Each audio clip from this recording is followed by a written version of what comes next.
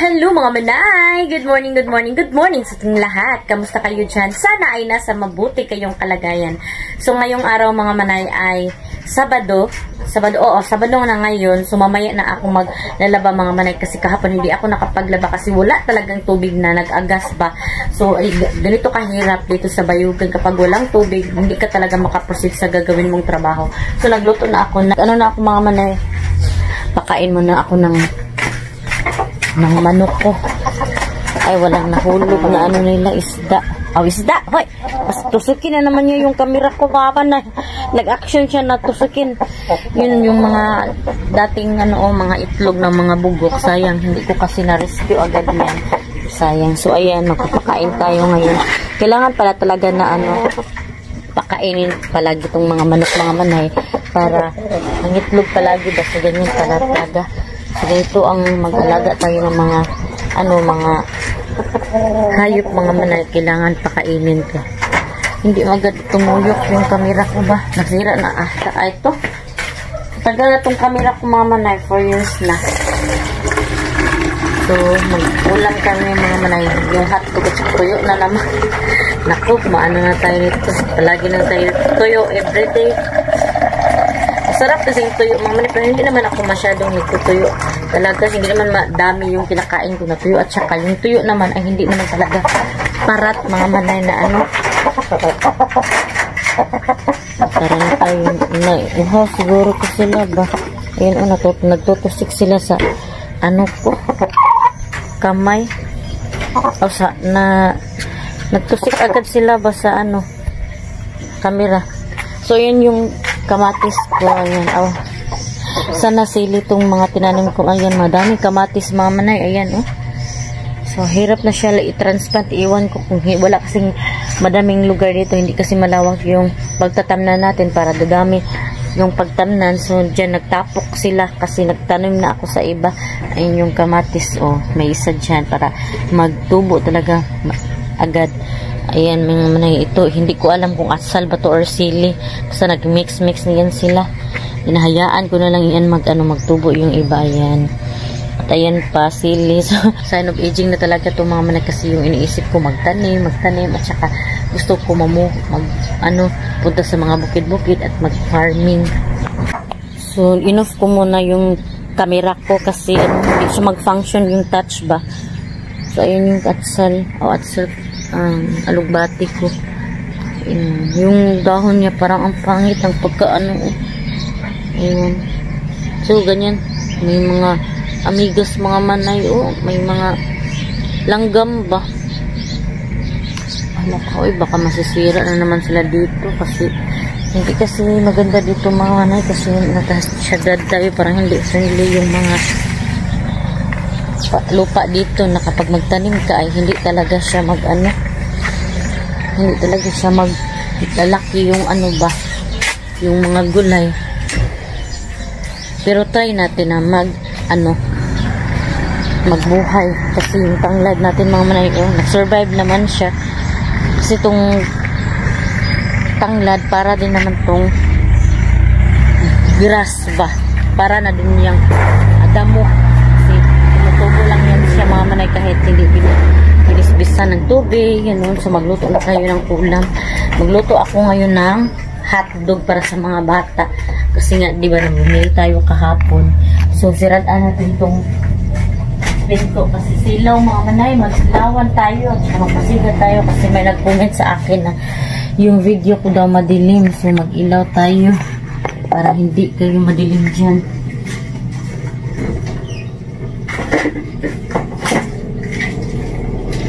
So, ito yung ulamin natin.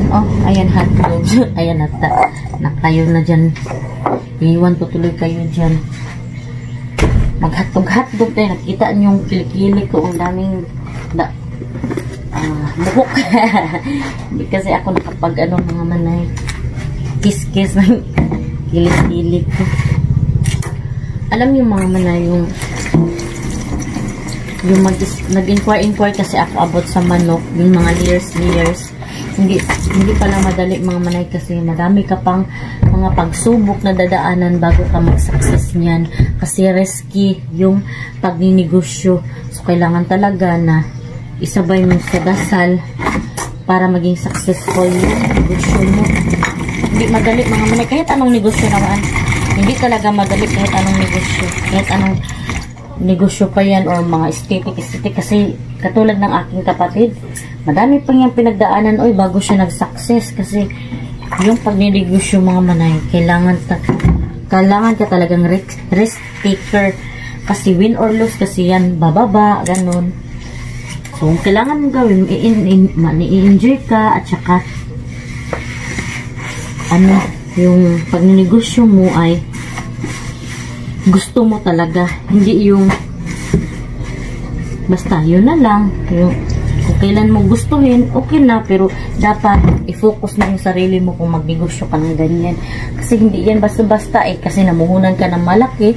So kailangan talaga na i-ano mo yung self mo, i-ready mo yung self mo na anong mangyayari kasi hindi mo alam kasi yung iba nga na close yung mga tindahan nila kasi bumagsak yung mga negosyo nila. So, hindi basta-basta. Lalo na ang mga manay, yung manukan na layers, hindi yan basta-basta.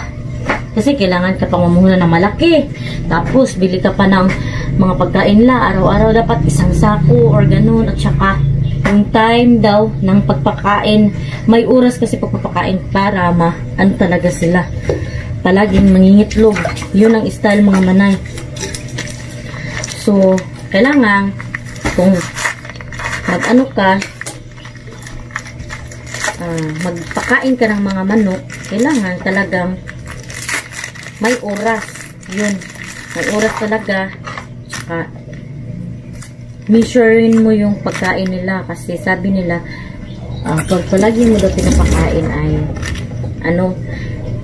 pag tama daw yung pagpakain ng manok ay palaging nangingitlog. So, kailangan mag-invest ka talaga mga manay, hindi ka padalos-dalos sa desisyon na basta ganun na lang kasi dapat pukusan kasi yan. So, ako mga manay, interesado ako na magnegosyo niyan kasi daming nag-asenso dahil yan. Kung gusto mo talagang mag-success, may paraan. Maghanap ka ng paraan na yung gusto mo talaga, wag yung wither lang na ganun na gusto mo. Yan. Ganun talaga mga manay. Fokusin mo yung gusto mo. Ang dami namang lamok dito. Papaakan yung mga paa ko.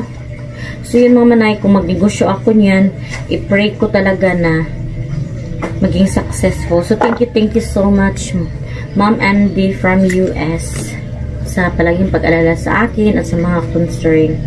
And shout out sa lahat dyan, sa mga nagpapa-shout out na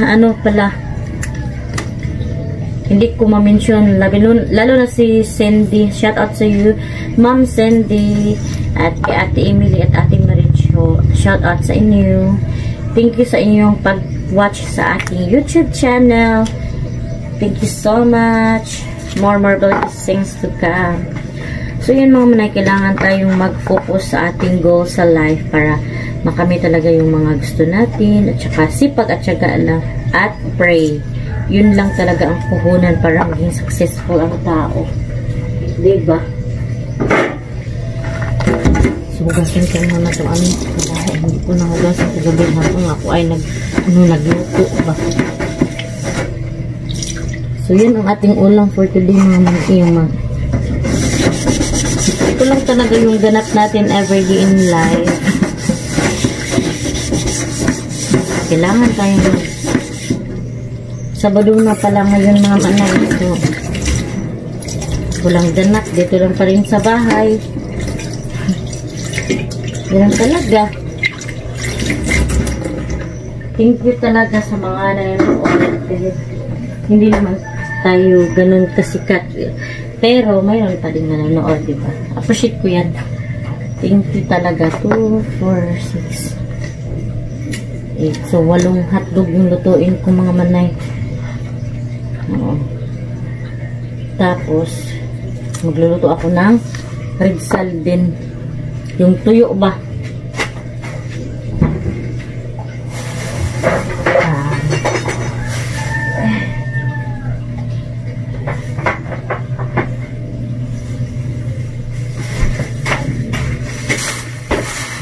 ito mga manay, oh.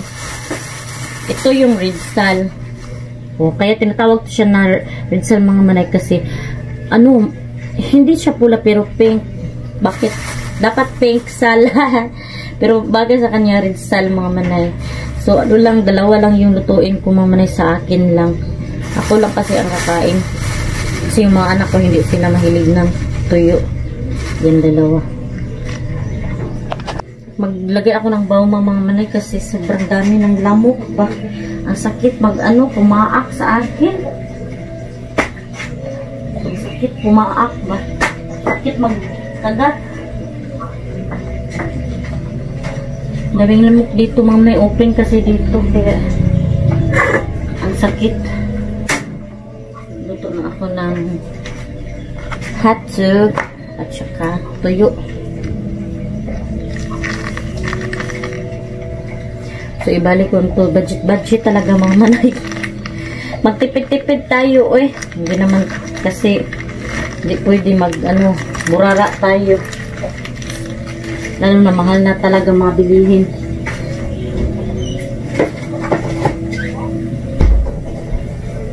So, yun mga manay, naluto na yung itlog at saka, itlog, hotdog at saka tuyo. So, mag-arrange ako ngayon ng ating labahin kasi maglalaba ako mga manay. Ay, ilagay ko po muna ito doon sa dining area kasi i-arrange ko yung mga labahin natin. Iuna ko kasi, ayan, naluto na din ang rice pero paanukan ko pa yan mga manay. Ang dilim na dito mga manay. Magagalit na naman yung subscriber ko, madilim dito sa loob. So, doon tayo kasi, hindi dilim. Ayan, diba? Hindi na madilim. I-arrange ko muna tong mga damit ko, mga manay. So, ayan yung background natin. Ayan, ang dami mga manay, oh. May dalawa tong mga manay. Kunin ko pa yung isa. So, ayan mga manay. Dalawang bukag talaga yung lamahan natin. Kasi 1 week to mga manay. Ayan, isa. Ayan. So, ang gawin ko ngayon ay i-segregate yung puti mga manay at saka mga light color. Ganito kasi talaga tayo. Ganyan talaga ang buhay, inahan. Sa kanunay panaba. So ito yung paglalagyan ko ng ilagay ko sa gripo mga manay. Tapos ito yung mag-agas ba. Meron palang tubig. Ayan. So unahin ko muna ito mga light to. Ito mga pantalon kasi ito ang dami mga manay. May pira si Pilis. Oh, wala. May pira siya. Okay, siguro ko to sa kanya. Iiba ko sa iyo kutong ko ganito mga puti. Ganyan ako maglaba mga manay. Unahin ko yun. Linisin ko muna kung para madumi siya.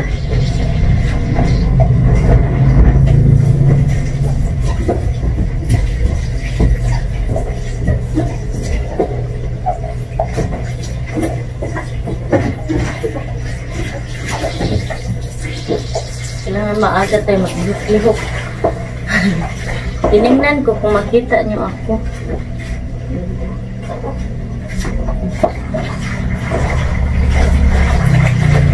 Linisin ko muna ito.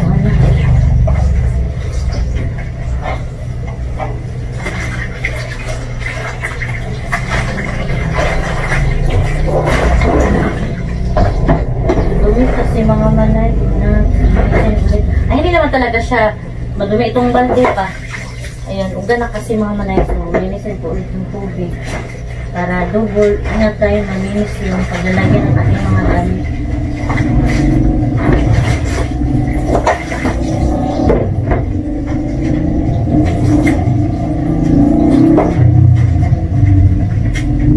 Wala masyadong mahina yung tubig. So, yung mga puti ay iibahin ko na.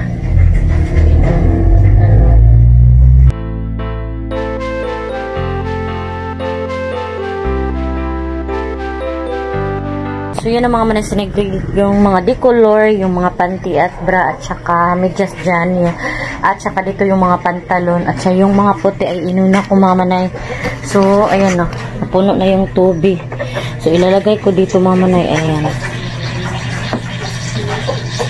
Ganyan. Ganyan lang.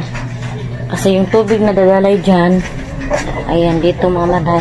Yun yung ulo. Ay, hindi ko pa to nahugasan pa tayong mga, kasi, ginanyan ko mga manay ito. Kasi, dito yung mga old na oil nilagay ko, tapos hindi ko pa nahugasan. Nakalimutan ko kahapon. Ayan ang tubig, napuno na siya. May tubig pala mga manay, so yan, magdali tayo na maglaba. At saka kukunin ko na yung mga damit dyan, o hindi ko pa na sila mga manay, hindi ko pa na kuha yung mga damit. Ayan, hayaan lang natin to mapuno. So magkain na lang muna tayo para pagbalik natin ay puno na, kasi hindi masyadong hindi masyadong malakas yung tubig mga manay. So kain na lang muna ako, kasi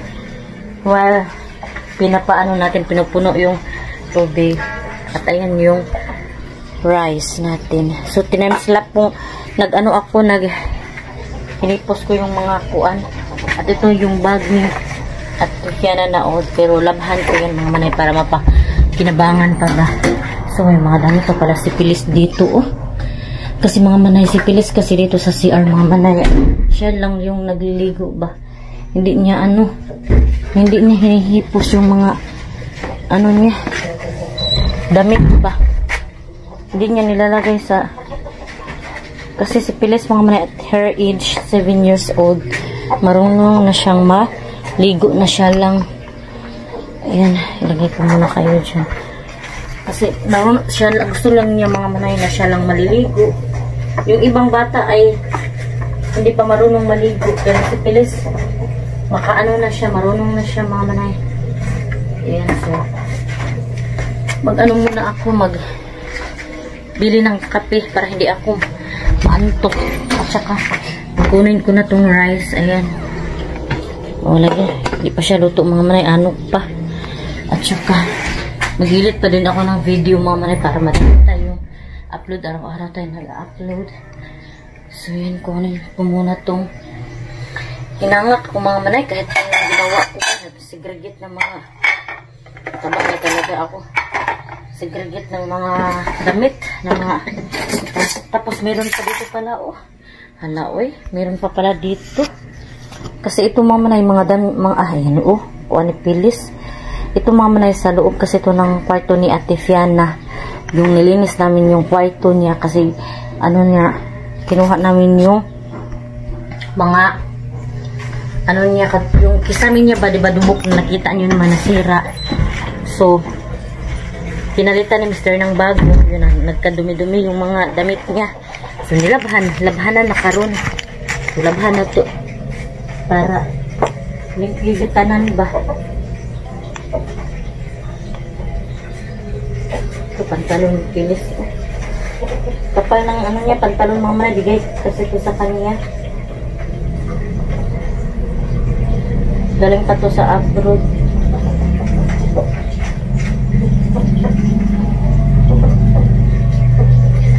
mag-breakfast na ako mga manay para matapos itong mga gawain. Hina yung agas ng tubig ba. Hina yung tubig. Matagal pa talaga matapos mapuno yan. So magkain na muna ako mga manay para makaproceed na tayo. Siguro dito ko na lang muna i-end ang aking vlog mga manay, kasi medyo parang taas-taas na talaga. So thank you so much mga nanood. Sa mga hindi pa pala nakasubscribe, please subscribe my YouTube channel and click the notification bell para update din kayo sa aking next video. See you in my next vlog mga manay. Bye bye and God bless. Ingat po kayo parati.